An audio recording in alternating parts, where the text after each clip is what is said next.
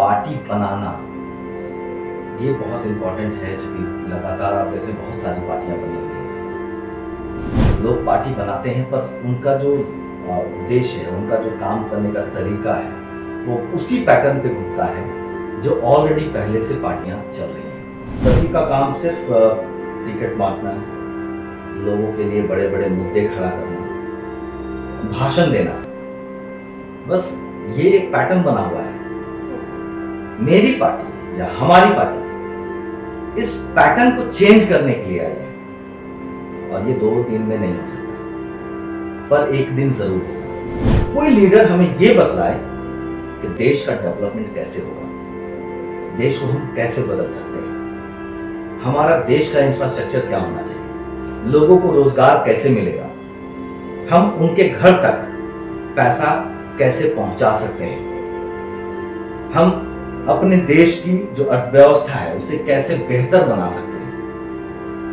कोई एक व्यक्ति बोलता हुआ दिखाई दे तो मुझे बता दो, उसने ये किया, उसने लूट लिया, पूरा देश को बर्बाद कर दिया। अरे भाई, उसने बहुत बुरा किया, आज देश ऐसे ही यहां तक पहुंच गया। क्या बेहतर क्या कर सकते हैं, अपना क्या इनपुट दे सकते हैं कि हमारा देश जो है वो बहुत बेहतर हो सकता है। ये हमारी सोच है।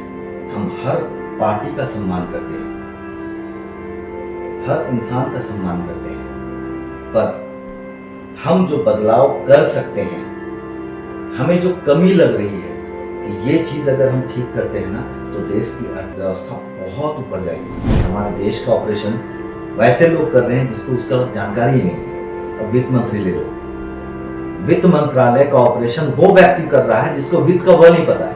जब उसे समझ ही नहीं है कि काला अक्षर भैंस बराबर है, उसको ये पता ही नहीं है कि मैं इसमें क्या करूं, इसमें सही आउटपुट मिल रहा है कि गलत मिल रहा है, मैं इसको जान ही नहीं सकता, मैं क्या करूंगा। कई जगह पे तो अंगूठा छाप शिक्षा मंत्री है, साइन करना नहीं आता। वो शिक्षा मंत्रालय चलाएंगे, उस राज्य का क्या विकास के लिए क्या आप सोच सकते हैं। देश को बचाना हमारे हाथ में है। अभी तक अगर हमने अभी कदम नहीं उठाया तो देश बहुत बड़े खतरे का सामना करने वाला है, ये आप यकीन मानिए। आज हमारा देश 2021 के आंकड़े के तहत 2,55,000 करोड़ में कर्ज में है, और अभी का परिवेश अलग है। अभी विश्व किस स्तर पर जा रहा है आप देखो, अन्य देशों को देखो वो कहां जा रहे हैं, और हम आज भी 100 साल पहले जो हो रहा था, मैं हिंदू तू मुस्लिम तो फलना तू ढकना, बस ये आज भी चल रहा है। हम यहीं पे अटके हुए हैं, असल मुद्दों तक हम तो जा ही नहीं पा रहे हैं। कैसे बेरोजगारी दूर होगी, हम जा ही नहीं पा रहे। कैसे रोजगार बनेगा, हम जा ही नहीं पा रहे। कैसे आपके घर तक निवेश पहुंचेगा, हम जा ही नहीं पा रहे। कैसे विदेशी मुद्रा इंडिया में आएगा, हम जा ही नहीं पा रहे। हमारी अर्थव्यवस्था कैसे सुधरेगी, हम जा ही नहीं पा रहे। शिक्षा का स्तर कैसे बेहतर होगा, हम जा ही नहीं पा रहे। आप हमारे साथ हो तो आपके घर की व्यवस्थाएं हम चलाएंगे, तो कैसे होगा वो हम मैनेज करेंगे। नमस्कार, मैं हूं तनुश्री और आप देख रहे हैं लाइव लगातार। आज के कार्यक्रम में हमारे साथ जुड़े हैं बीजेजेपी यानी कि भारतीय जन जागरूकता पार्टी के राष्ट्रीय अध्यक्ष पंकज कमल जी। आइए इनसे बात करते हैं और जानते हैं कि इन्हें एक नई पार्टी बनाने की क्या जरूरत आन पड़ी, इसकी क्या उद्देश्य है और इसकी क्या विशेषताएं हैं। बहुत बहुत स्वागत है आपका हमारे स्टूडियो में। बहुत बहुत धन्यवाद। सबसे पहले मैं लगातार न्यूज़ चैनल के सभी दर्शकों को नमस्कार करता हूं और स्नेह व्यक्त करता हूं। मैं पंकज कमल, और जैसा कि मैम ने कहा, आज के समय में पार्टी बनाना ये बहुत इम्पोर्टेंट है, क्योंकि लगातार आप देख रहे हैं बहुत सारी पार्टियां बनी हुई हैं। लोग पार्टी बनाते हैं पर उनका जो उद्देश्य है, उनका जो काम करने का तरीका है, वो उसी पैटर्न पे घूमता है जो ऑलरेडी पहले से पार्टियां चल रही हैं। मैम, आप कंटिन्यू देखते होंगे जितनी भी पार्टियां हैं, सभी का काम सिर्फ टिकट बांटना, लोगों के लिए बड़े बड़े मुद्दे खड़ा करना, भाषण देना, बस ये एक पैटर्न बना हुआ है। मेरी पार्टी या हमारी पार्टी इस पैटर्न को चेंज करने के लिए आई है, और ये 2 दिन में नहीं हो सकता, पर एक दिन जरूर होगा। पैटर्न को क्या चेंज करने वाले हैं हम लोग? क्यों हम लोगों को लगा कि ऐसी पार्टी होनी चाहिए? आप समझिए, सुबह चैनल खोलो, हिंदू मुस्लिम सिख ईसाई आपस में करे बहुत लड़ाई, इसके अलावा दूसरा आपको देखने को नहीं मिलेगा। जिंदाबाद मुर्दाबाद। कोई लीडर हमें ये बतलाए कि देश का डेवलपमेंट कैसे होगा, देश को हम कैसे बदल सकते हैं, हमारा देश का इंफ्रास्ट्रक्चर क्या होना चाहिए, लोगों को रोजगार कैसे मिलेगा, हम उनके घर तक पैसा कैसे पहुंचा सकते हैं, हम अपने देश की जो अर्थव्यवस्था है उसे कैसे बेहतर बना सकते हैं। कोई एक व्यक्ति बोलता हुआ दिखाई दे तो मुझे बतला देना। सिर्फ और सिर्फ वो बुरा है, उसने ये किया, उसने लूट लिया, पूरा देश को बर्बाद कर दिया। अरे भाई, उसने बहुत बुरा किया, आज देश ऐसे ही यहां तक पहुंच गया क्या? सुबह सोकर हम उठे और अपने आप बिजली आ गई, खुद रास्ते बन गए, खुद स्कूल बन गए, खुद कॉलेजेस बन गए, ऐसा हुआ क्या? नहीं ना। लोगों ने मेहनत किया है, पर उसमें हम बेहतर क्या कर सकते हैं, अपना क्या इनपुट दे सकते हैं कि हमारा देश जो है वो बहुत बेहतर हो सकता है। ये हमारी सोच है। हम हर पार्टी का सम्मान करते हैं, हर इंसान का सम्मान करते हैं, पर हम जो बदलाव कर सकते हैं, हमें जो कमी लग रही है कि ये चीज अगर हम ठीक करते हैं ना तो देश की अर्थव्यवस्था बहुत ऊपर जाएगी। अब समझिए, ये बहुत इंपॉर्टेंट है, बहुत छोटा सा बात है। आपका किडनी का ऑपरेशन करना है या आपका हार्ट का ऑपरेशन करना है, हमने किसी मैकेनिक को बुला दिया, बहुत भावना है उसके दिल में कि हम आपका ऑपरेशन कर देंगे, वो बहुत बार प्रयास करता है कि हम ऑपरेशन कर देंगे, आप मुझ पर यकीन कीजिए। तो क्या आप चाहेंगे कि हम उसको आपका ऑपरेशन करने के लिए दे दें? बिल्कुल नहीं। आज क्या हो रहा है, हमारे देश का ऑपरेशन वैसे लोग कर रहे हैं जिसको उसका जानकारी ही नहीं है। अब वित्त मंत्री ले लो, वित्त मंत्रालय का ऑपरेशन वो व्यक्ति कर रहा है जिसको वित्त का वह नहीं पता है, ठीक है? वो क्या करेगा जब उसे समझ ही नहीं है कि काला अक्षर भैंस बराबर है, उसको ये पता ही नहीं है कि मैं इसमें क्या करूं, इसमें सही आउटपुट मिल रहा है कि गलत मिल रहा है, मैं इसको जान ही नहीं सकता, मैं क्या करूंगा? समझ रहे? तो ऐसी स्थिति में हमें कैसे लोग चाहिए? पढ़े लिखे वेल एजुकेटेड लोग चाहिए, जिस क्षेत्र के वो ज्ञानी हैं वैसे लोग चाहिए। सोचिए, एक मंत्री को कैसा होना चाहिए? शिक्षा मंत्री खुद पता नहीं है, कई जगह पे तो अंगूठा छाप शिक्षा मंत्री है, साइन करना नहीं आता, वो शिक्षा मंत्रालय चलाएंगे, उस राज्य का क्या विकास के लिए क्या आप सोच सकते हैं? समझ रहे? ये विडंबना उनकी नहीं है, हमारी है। क्योंकि हम लोग क्या करते हैं? टीवी देखते हैं, अरे यार इसने तो देश को बर्बाद कर दिया, अरे यार ये क्या कर रहा है। इसके अलावा आप ये हिम्मत नहीं जुगाड़ कर सकते, अगर आपको आता है देश बचाना तो आप आओ ना। आप नहीं आ रहे तो कोई तो जाएगा ना वहां, कम से कम उसने इतना हिम्मत तो किया, वो वहां गया, कुछ तो कर रहा है ना, बर्बादी कर रहा है, कर तो रहा है ना। आप घर में बैठ के रोटी पकाने से आपका काम बन जाएगा? सिर्फ नौकरी करने से काम बन जाएगा? देश को बचाना हमारे हाथ में है अभी तक। अगर हमने अभी कदम नहीं उठाया तो देश बहुत बड़े खतरे का सामना करने वाला है, ये आप यकीन मानिए। अब आप सोचिए, मैं छोटी सी चीजें मुहावरा दे रहा हूं आपको। अभी देश की अर्थव्यवस्था, हम लोग कहते हैं विश्व की 5वीं अर्थव्यवस्था बन गई। अब आप अर्थव्यवस्था का मुझे सिर्फ फॉर्मूला बताइए, कभी भी अर्थव्यवस्था क्या होती है? जब हम सरप्लस होते हैं, ठीक है, जब हम सरप्लस होंगे तब हमारी अर्थव्यवस्था बन रही है। लेकिन कर्ज लेकर क्या अर्थव्यवस्था बन सकती है? नहीं। आज हमारा देश 2021 के आंकड़े के तहत 2,55,000 करोड़ में कर्ज में है। कब? 2021 का आंकड़ा, अभी 25-26 का नहीं आया है, ठीक है, ये जब आएगा ना तो कई लाख करोड़ और बढ़ चुका होगा, समझ रहे हैं। एक बच्चा जो हिंदुस्तान में जन्म ले रहा है वो 1,40,000 के कर्ज लेकर जन्म ले रहा है, उसकी क्या गलती है? ये हमारी गलती है, क्योंकि हमने कुछ नहीं किया। तो हमारा बच्चा जो है ना जन्म ले रहा है ना, वो भी कर्ज तले है। तो हमें इसको सुधारना है। कैसे होगा? हम कैसे सुधार सकते हैं इसको? देश की अर्थव्यवस्था कैसे सुधर सकती है? सिर्फ ये कह देने से सुधर जाएगी क्या? बिल्कुल नहीं। कब होगा? देखिए, हम लोग मान लिया उद्योग कर रहे हैं, ये इंडिया का अर्थव्यवस्था है, ये पैसा इसके पास है, उसके पास है, उसके पास है, इसके पास है, यही घूमता रहता है, इसके पास से उसके पास, उसके पास से इसके पास घूम रहा है। ये कभी भी बढ़ेगा क्या? बढ़ेगा ये? नहीं ना। इतना ही पैसा रहेगा, सिर्फ इसके पास कम हो गया, इसके पास ज्यादा हो गया, यहां से घट के इसके पास चला गया, यही होगा ना।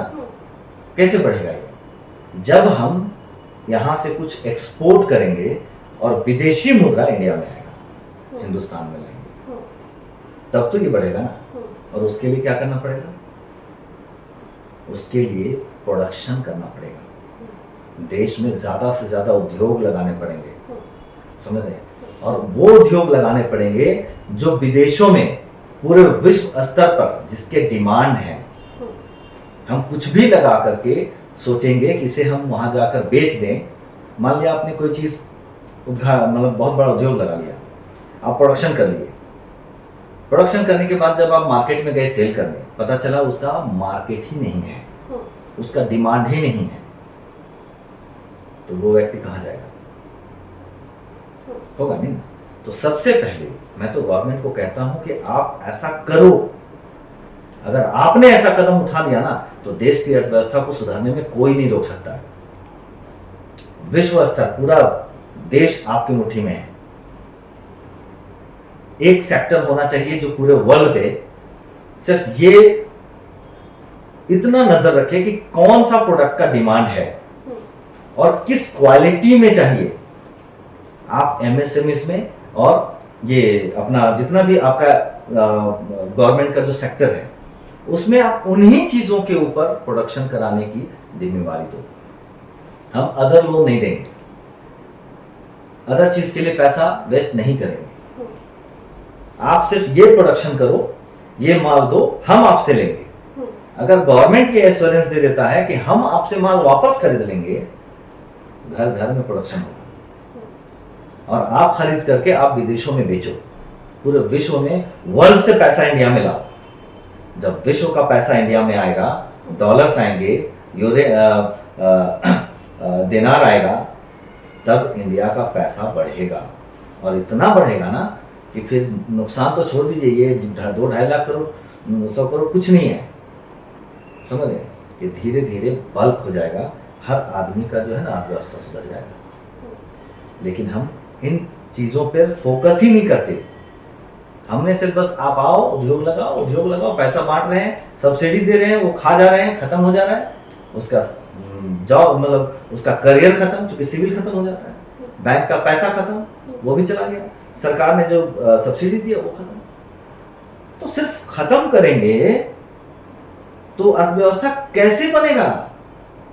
तो हमारा सोच है, हम लोग पढ़े लिखे वेल एजुकेटेड लोग, जो जिस फील्ड का है वैसे लोगों को हम लोग लेकर आएंगे देश में, पॉलिटिक्स में। ये हमारा उद्देश्य है।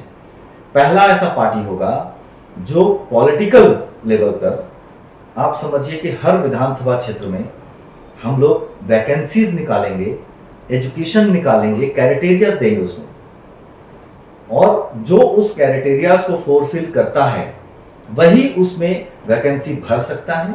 उसका रिटन एग्जाम होगा। टॉप 3 कैंडिडेट्स को हम लोग लाइव टेलीकास्ट करेंगे। उसका इंटरव्यू जो होगा, जिसमें रिटायर्ड जज, रिटायर्ड प्रोफेसर्स, आईएएस, आईपीएस, सब एक लॉबी होगी, समझ रहे हैं, जो इंटरव्यू लेगी कि आप अगर विधानसभा प्रत्याशी बनते हो, आप अगर विधायक बनते हो, तो आप किस नजरिए से देख रहे हो, अपने क्षेत्र को कैसा देखना चाहते हो, क्या डेवलपमेंट करना चाहते हो, उसका ब्लूप्रिंट दो, कैसे करोगे। अगर आपने देख लिया, देखिए बहुत लोग कहेंगे हम चांद तारा सब ले आएंगे, एकदम धरती को चमका देंगे, सोना बना देंगे। अरे कैसे बनाओगे ये बताओ, समझ रहे? तो ये जब लोग पूछेंगे और जब वहां पर वो बतलाएगा, वो अपनी बातों को रखेगा, अपने पूरा स्ट्रक्चर को रखेगा, और जब ऐसे में से जो व्यक्ति विनर होगा उसको जब हम टिकट देंगे तो क्या लगता है उससे कोई बेहतर प्रत्याशी हो सकता है? कभी नहीं होगा। तो इन्हीं सब चीजों को लेकर के हम लोग पार्टी बना रहे हैं। घर घर रोजगार कैसे पहुंचेगा, अर्थव्यवस्था कैसे बढ़ेगी, जो होना चाहिए पॉलिटिकल पार्टी को जो करनी चाहिए, एक रियल काम क्या होना चाहिए, हम लोग इस सब्जेक्ट पर काम करेंगे। ऑफिशियली लगेगा जैसे कि एक ऑफिस काम कर रहा है, जो होना चाहिए उस पर हम लोग काम करेंगे। इसी उद्देश्य से हम लोगों ने पार्टी का गठन किया है। 2023 6 जनवरी 2023 को हमने इसका आगाज़ किया है, शुरुआत किया है। और आपको एक चीज़ बतला देता हूँ, अभी हम लोग गांव-गांव में रोज़गार फैला रहे हैं, लोगों पर अपना विश्वास बना रहे हैं, और आने वाले समय में आप पर कोई क्यों विश्वास करे। तो हम लोग पहले खुद को प्रमाणित कर रहे हैं, प्रूफ कर रहे हैं कि हम लोग काम करने वाले लोग हैं, और आप सभी के बीच हम लोग रोजगार लेकर आ रहे हैं, आप तक पहुंच रहे हैं। जब विश्वास बनेगा हमारी बातों को लोग सुनेंगे, समझेंगे। इस पार्टी को शुरू करने के लिए आपको प्रेरणा कहाँ से मिली है? मैं आपको आप सभी दर्शकों को ये बतलाना चाहता हूं कि मैं किसी भी पार्टी से प्रेरणा लेकर पार्टी नहीं बनाया। हमने जो गतिविधियां देखी हैं, मैंने जो फील किया कि पार्टी को कैसा होना चाहिए और हो क्या रहा है, इसलिए हमने पार्टी बनाई, ताकि मैं उस पार्टी को एक मॉडल पार्टी के रूप में प्रेजेंट कर सकूं पूरे विश्व स्तर पर, कि पार्टी कैसी होनी चाहिए और पार्टी का काम क्या होना चाहिए।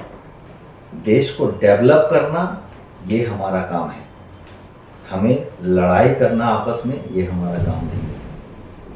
इसके लिए हमारा प्रशासन, हमारी व्यवस्थाएं अलग हैं, है ना। तो मैं प्रेरणा के अनुरूप हमने ये पार्टी बनाई है, और आने वाले समय में आपको ये मॉडल पार्टी के रूप में दिखेगा। पंकज जी, मैं आपसे सवाल करना चाहूंगी जी बिल्कुल, कि आज की राजनीति और आपकी राजनीति में क्या अंतर है? ये काफ़ी इम्पॉर्टेंट है, और आप अभी सुने होंगे जो मैंने आपको कहा है, या हम आपके सभी दर्शकों ने सुना होगा कि हमारा पैटर्न बिल्कुल अलग है। हम उस राजनीति पे जो आज तक चलते आया है, जिस पर पूरा एक पैटर्न क्रिएट कर दिया गया है, कोई भी व्यक्ति राजनीति में आ जाए, भावनात्मक, मैं समझता हूँ भावनात्मक बहुत अच्छे हैं। मैं देखिए एक चीज़ मैं डिफाइन करता हूँ कि लोग जो है ना, जैसे आप बहुत अच्छा खेती करते हैं, किसान हैं, बहुत अच्छे किसान हैं, तो क्या मैं आपको मैथ 10th का मैथ पढ़ाने के लिए भेज दूँ? नहीं ना। आप 10th का मैथ पढ़ा देंगे? नहीं ना। तो इस पैटर्न को चेंज करना है। देखिए ये जब बना था, जब संविधान बना था, वो माहौल अलग था, वो समय अलग था, और अभी का परिवेश अलग है। अभी विश्व किस स्तर पर जा रहा है आप देखो, अन्य देशों को देखो वो कहां जा रहे हैं, और हम आज भी 100 साल पहले जो हो रहा था, मैं हिंदू तू मुस्लिम, तो फलना तू ढकना, बस ये आज भी चल रहा है। हम यहीं पे अटके हुए हैं, असल मुद्दों तक हम तो जा ही नहीं पा रहे हैं। कैसे बेरोजगारी दूर होगी, हम जा ही नहीं पा रहे हैं। कैसे रोजगार बनेगा, हम जा ही नहीं पा रहे हैं। कैसे आपके घर तक निवेश पहुंचेगा, हम जा ही नहीं पा रहे हैं। कैसे विदेशी मुद्रा इंडिया में आएगा, हम जा ही नहीं पा रहे हैं। हमारी अर्थव्यवस्था कैसे सुधरेगी, हम जा ही नहीं पा रहे हैं। शिक्षा का स्तर कैसे बेहतर होगा, हम जा ही नहीं पा रहे। तो कहीं ना कहीं किसी ना किसी को तो एक शुरुआत करनी होगी। देखिए ये इतना आसान नहीं है, मैं मानता हूं, परंतु अगर ये सोच करके हम भी बैठ गए तो फिर ये कभी नहीं होगा। इसलिए हमने ये प्रण लिया है, जब तक हम जिंदा हैं हम पूरी लगन और मेहनत के साथ काम करने वाले हैं। हमारे पास जो तरीके हैं, हमारे पास जो टीम है, सब एक से एक क्रीम लोगों की टीम है, सब पढ़े लिखे और वेल एजुकेटेड लोगों की टीम है जो देश में बदलाव ला सकते हैं। और इसीलिए हम लोगों ने बिल्कुल एक अलग ट्रैक बनाया है। बोल कर नहीं, करके दिखाएंगे। एक दूसरे को गाली दे करके नहीं, अपने आप को अच्छा साबित करके दिखाएंगे। समझ रहे हैं? आप बुरे हैं इसीलिए आप हमें वोट दो, मतलब अगर हम दूसरी पार्टी बुरी है इसीलिए आप हमें वोट दो, ये हमारा पैटर्न नहीं है। हमारा पैटर्न है कि हम अच्छे हैं, हम अच्छा काम कर सकते हैं, हम देश को डेवलप कर सकते हैं। आप पहले समझो और फिर हमें वोट दो। आप हमारे साथ हो तो आपके घर की व्यवस्थाएं हम चलाएंगे। और कैसे होगा वो हम मैनेज करेंगे, वो हमारे लोग मैनेज करेंगे। तो ये व्यवस्थाएं जो है ना बहुत इंपॉर्टेंट है। और इसीलिए हमारी राजनीति अन्य लोगों की राजनीति से, अन्य पार्टियों की राजनीति से बिल्कुल अलग है। कहीं भी आपने हमारा प्रचार नहीं देखा होगा। बहुत ज़्यादा अनाप शनाप बोलना, किसी के पास कुछ भी बोल देना, किसी के बारे में बुरा बोलना, ये हमारा है ही नहीं। हम बस सही तत्वों को सामने रख रहे हैं और सुधारने की कोशिश कर रहे हैं। सर, मेरा आपका ये जो दृष्टिकोण है मुझे बहुत पसंद आया। जी, थैंक यू। और मैं ये भी कहना चाहती हूँ कि आपसे जो एडुकेटेड लोग जुड़ रहे हैं, आपके पार्टी से जो जुड़ रहे हैं जी। उसके बारे में मुझे जानकर बहुत खुशी महसूस हुई। मेरा आपसे एक और सवाल ये है कि आप किन किन प्रदेशों में काम कर रहे हो और वहाँ के लोगों को आप किन माध्यम से रोजगार से जोड़ रहे हो, तो इसके बारे में आप थोड़ा बताएं। जी जी ज़रूर।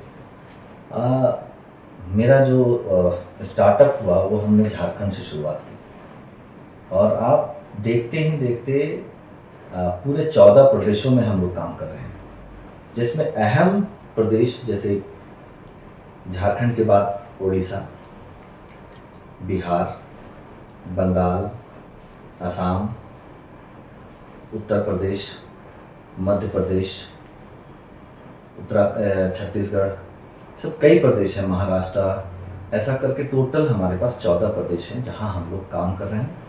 हमारी टीम बनी हुई है, बन चुकी है और लोगों के बीच हम लोग काम कर रहे हैं।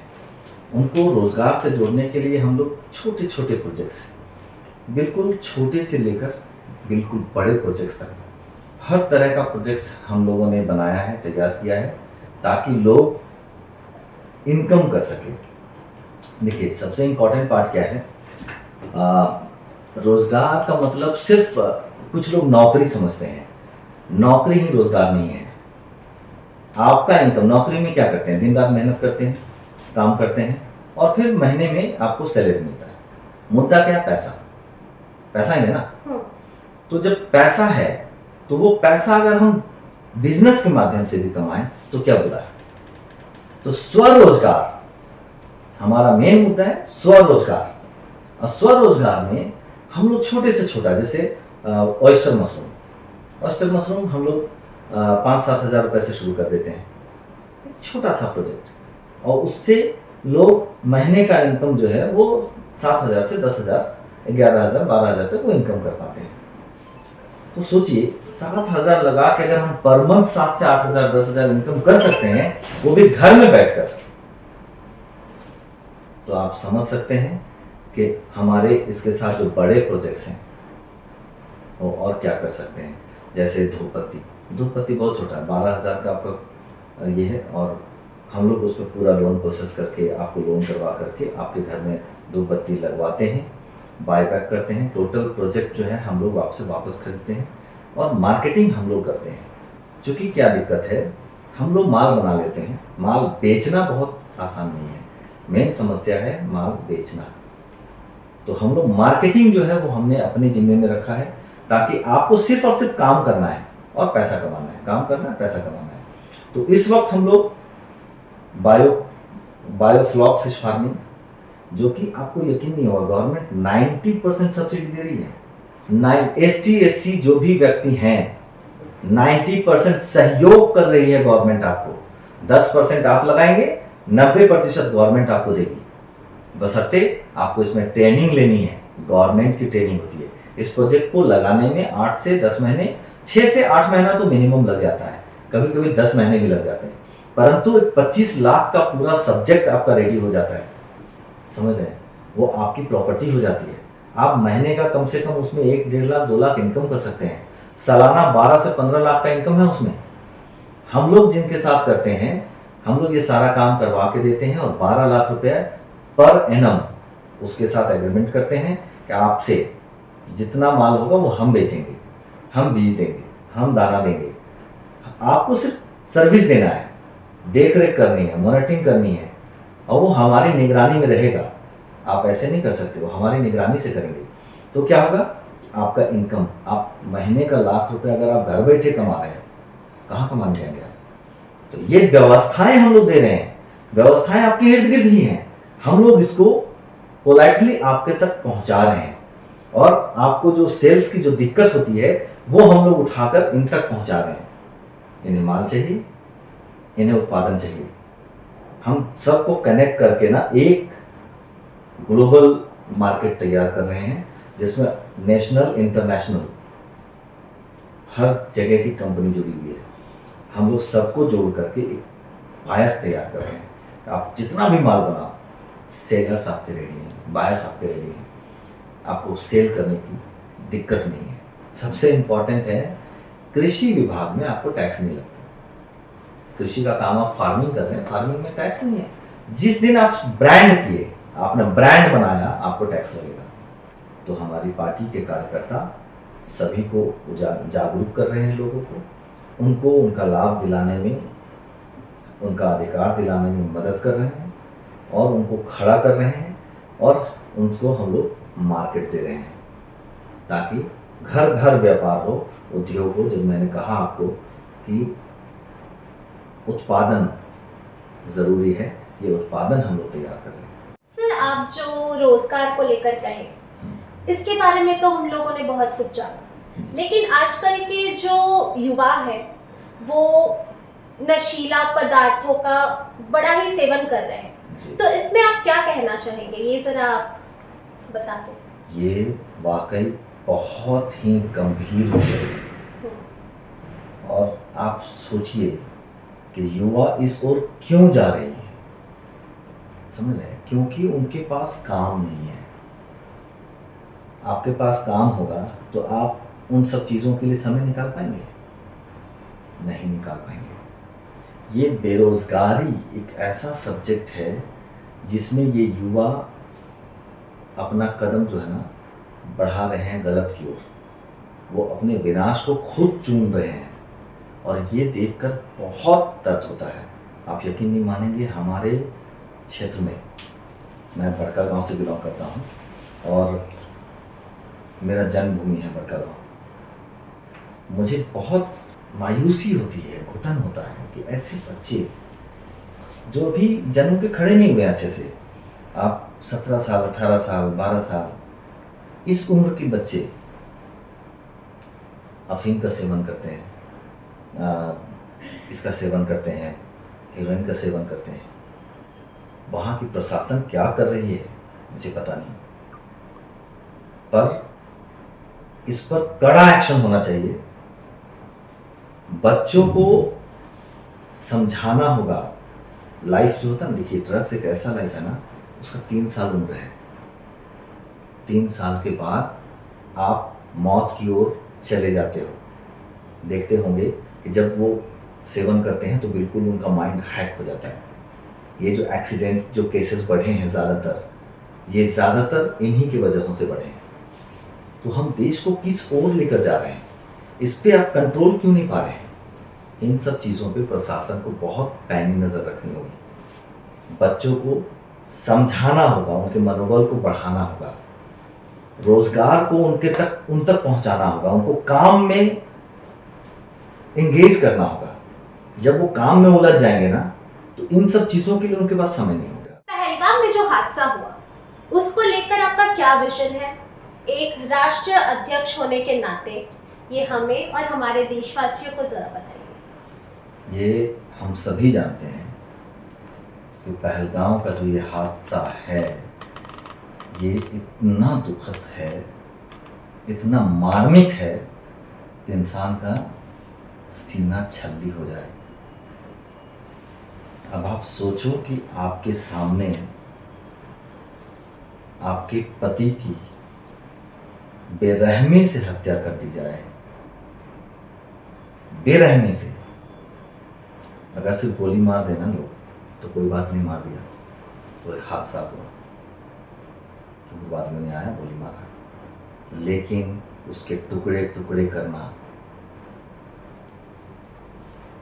उस पे गोलियों की बरसात करना, ये जो है ना एक एग्रेसिव पब्लिक के अंदर एक गुस्से को जन्म देता है। ऐसे पीरियड में लगेगा ना कि मैं सीधा इसका गला दबा दूं, लगेगा कि एकदम पूरा पाकिस्तान को साफ करते हैं हम लोग। ये बहुत इंपॉर्टेंट था और इसके लिए सरकार ने बहुत बड़ा कदम उठाया, ऑपरेशन सिंदूर। मैं बिल्कुल सराहना करता हूं कि ऑपरेशन सिंदूर इस देश के लिए बहुत बड़ा कदम था। इन शहीदों को, मैं इनको शहीद कहूंगा क्योंकि ये देश के लिए कुर्बान हुए। इन शहीदों को एक सलामी थी देश के प्रधानमंत्री की तरफ से। बस मैं कुछ चीजों को चाहूंगा कि दुरुस्त होना बहुत जरूरी है। अभी आप सोचिए, हमारा बॉर्डर, इसमें एक परिंदा भी पर नहीं मार सकता, इस बॉर्डर को क्रॉस नहीं कर सकता, फिर इतने आतंकवादी हथियार से लैस होकर इधर आए कैसे? ये बहुत बड़ी चूक है। इसका मतलब है कि हमारी जो सुरक्षा व्यवस्था है आज भी इसमें कमियां हैं, जिसको सरकार को दुरुस्त करना चाहिए। दूसरा, कोई तो पदाधिकारी मिला होगा जो कि उनको आने दिया और वापस फिर जाने दिया। ये कोई छोटी घटना नहीं है। खुलेआम जाकर किसी को अंधाधुंध गोलियां मारना, इतनी बेरहमी से हत्या करना, और पूरे उस दरमियान किसी एक पुलिस वाले की भी उपस्थिति का ना होना, जहां पर हर एक कदम पर मिलिट्री फोर्सेस तैनात किए होते हैं, फिर इतनी बड़ी संख्या में लोग जहां पर हैं, वहां पर कोई सुरक्षा व्यवस्था क्यों नहीं थी? ये बहुत बड़ा प्रश्न चिन्ह है। और इसके लिए सरकार को सजग रहना चाहिए कि कहीं भी सुरक्षा में चूक ना हो, क्योंकि ये अंतर्राष्ट्रीय सुरक्षा व्यवस्था की बात है। अगर वो आते ही नहीं तो ये घटना होती क्या? अगर हम उन्हें आने ही नहीं देते, उधर ही मार के खत्म कर देते, उधर ही हम उन्हें गोलियों से भून देते, ऐसे आतंकवादियों को किस चीज का रहम दिखाना है? जिनके पास रहम ही नहीं है, हम उनके लिए क्यों रहम रखेंगे? ऐसे लोगों को तो सीधा जान से मार देना चाहिए ना। वो इन कैसे कर गए? हमारे देश में आए वो कैसे? ऐसे कोई भी लोग, जो भी पदाधिकारी मिले हुए हैं, इसका चयन होना चाहिए, जिम्मेवारी होनी चाहिए और उसको तत्काल हटाना चाहिए। उसके ऊपर केस चलने चाहिए, मुकदमा चलना चाहिए। हो सकता है तो ज़्यादा से ज़्यादा उसको फांसी की सजा होनी चाहिए। ऐसे लोगों को बिल्कुल भी क्षमा नहीं करना चाहिए, ये मैं सरकार से निवेदन करता हूँ। वरना ऐसे लोगों का ना मनोबल हमेशा बढ़ता रहेगा। आपके राय हमें बहुत अच्छे लगे। आपको लाइव लगातार में आकर कैसा लगा? जी, सच पूछिए तो आज मैंने अपनी बहुत सारी भावनाओं को आपके चैनल पर रखा हूँ। इसलिए मैं आप सभी को बहुत बहुत धन्यवाद देता हूँ कि आपने हमें यहाँ मौका दिया, अपने लगातार चैनल पर अवसर दिया। इसके लिए बहुत बहुत धन्यवाद तहे दिल से। लाइव लगातार के वीडियो को लाइक करें, सब्सक्राइब करें और बेल आइकन को दबाना न भूलें।